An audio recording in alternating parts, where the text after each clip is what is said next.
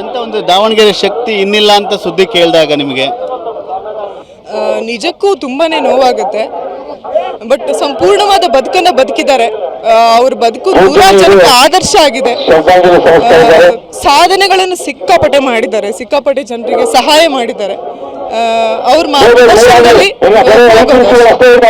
ಅವರ ಒಡನಾಟ ಭೇಟಿಯ ಸಂದರ್ಭದಲ್ಲಿ ಅದರ ಒಂದು ತುಂಬಾ ಸಲ ಭೇಟಿಯಾಗಿದ್ದೀನಿ. ನಾನು ದಾವಣಗೆರೆಗೆ ಬಂದಾಗೆಲ್ಲ ನಾನು ಖಂಡಿತವಾಗ್ಲೂ ಅವ್ರನ್ನ ಭೇಟಿಯಾಗಿ ಹೋಗ್ತಿದ್ದಿದ್ದು ಉಂಟು.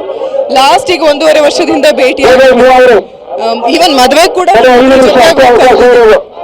ಬಟ್ ಮಿಸ್ ಮಾಡಿ. ಅವ್ರ ಕಾಲೇಜಲ್ಲೇ ಓದಿದ್ದು ಅಂತ ಹೇಳಿ ಆ ಒಂದು ಕ್ಷಣಗಳನ್ನ ಹೇಗೆ ನೋಡ್ತೀರಿ?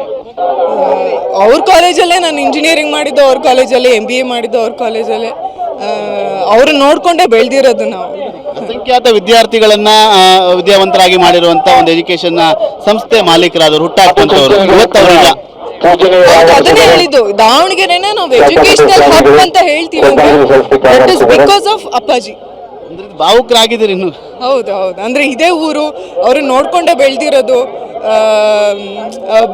ತುಂಬಾ ಅಂದ್ರೆ ಖಡಕ್ ಮನುಷ್ಯ, ಪ್ರೀತಿಯಿಂದ ಎಲ್ರು ಒಂದೇ ತರ ಮಾತಾಡ್ಸೋದು. ಇವ್ರನ್ನ ಬೇರೆ ತರ ಮಾತಾಡ್ಸೋದು, ಅವ್ರನ್ನ ಬೇರೆ ತರ ಮಾತಾಡ್ಸೋದು. ಅವ್ರ ಜೈಮಾನದಲ್ಲೇ ಇಲ್ಲ, ಯಾವಾಗ್ಲೂ ಹ್ಯೂಮರಸ್ ಆಗಿ ಮಾತಾಡೋದು, ನಗ್ನಗ್ತಾ ಮಾತಾಡೋದು, ಖಡಕ್ ಆಗಿರೋದು, ಒಂಥರ ಕಿಂಗೆ ಅವರು. ಕಿಂಗ್ ಅಜಾತ ಶತ್ರು ಅಂತಲೂ ಕೂಡ ಹೇಳ್ತಾರೆ, ಅದನ್ನ ನೀವು ಒಪ್ತೀರಾ? 100%. ನಟಿ ಅತಿಥಿ ಪ್ರಭುದೇವ್ ಅವರ ಮಾತು.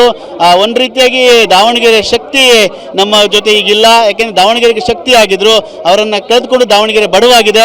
ಅವರ ಕಾಲೇಜಲ್ಲಿ ನಾನು ವಿದ್ಯಾಭ್ಯಾಸವನ್ನು ಕೂಡ ಮಾಡಿದ್ದು ಅನ್ನೋ ಮಾತನ್ನು, ಮತ್ತೆ ಕಾಲೇಜ್ ಡೇಸ್ ಮತ್ತೆ ಅವ್ರ ಜೊತೆ ಶಾಮನೂರು ಶಿವಶಂಕರಪ್ಪ ಅವರನ್ನ ಭೇಟಿ ಮಾಡಿದ ಕ್ಷಣಗಳನ್ನ ವಿಚಾರನ ಅತಿಥಿ ಪ್ರಭುದೇವರು TV9 ಜೊತೆ ಮೆಲ್ಕು ಹಾಕಿದ್ದು. ಕ್ಯಾಮರಾಮನ್ ಮಂಜು ಜೊತೆ ಸುನಿಲ್, TV9 ದಾವಣಗೆರೆ. ಅಂತ ಒಂದು ದಾವಣಗೆರೆ ಶಕ್ತಿ ಇನ್ನಿಲ್ಲ ಅಂತ ಸುದ್ದಿ ಕೇಳಿದಾಗ ನಿಮಗೆ ನಿಜಕ್ಕೂ ತುಂಬಾನೇ ನೋವಾಗುತ್ತೆ. ಬಟ್ ಸಂಪೂರ್ಣವಾದ ಬದುಕನ್ನ ಬದುಕಿದ್ದಾರೆ. ಅವ್ರ ಬದುಕು ನೂರಾರು ಜನಕ್ಕೆ ಆದರ್ಶ ಆಗಿದೆ. ಸಾಧನೆಗಳನ್ನು ಸಿಕ್ಕಾಪಟ್ಟೆ ಮಾಡಿದ್ದಾರೆ, ಸಿಕ್ಕಾಪಟ್ಟೆ ಜನರಿಗೆ ಸಹಾಯ ಮಾಡಿದ್ದಾರೆ. ಅವ್ರ ಮಾರ್ಗದರ್ಶನದಲ್ಲಿ ಅವರ ಒಡನಾಟ ಭೇಟಿಯ ಸಂದರ್ಭದಲ್ಲಿ ಅದರ ಒಂದು ತುಂಬಾ ಸಲ ಭೇಟಿಯಾಗಿದ್ದೀನಿ. ನಾನು ದಾವಣಗೆರೆಗೆ ಬಂದಾಗೆಲ್ಲ ನಾನು ಖಂಡಿತವಾಗ್ಲೂ ಅವ್ರನ್ನ ಭೇಟಿಯಾಗಿ ಹೋಗ್ತಿದ್ದಿದ್ದು ಉಂಟು.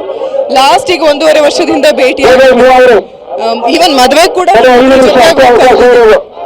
ಬಟ್ ಮಿಸ್ ಮಾಡಿ. ಅವ್ರ ಕಾಲೇಜಲ್ಲೇ ಓದಿದ್ದು ಅಂತ ಹೇಳಿ ಆ ಒಂದು ಕ್ಷಣಗಳನ್ನ ಹೇಗೆ ನೋಡ್ತೀರಿ?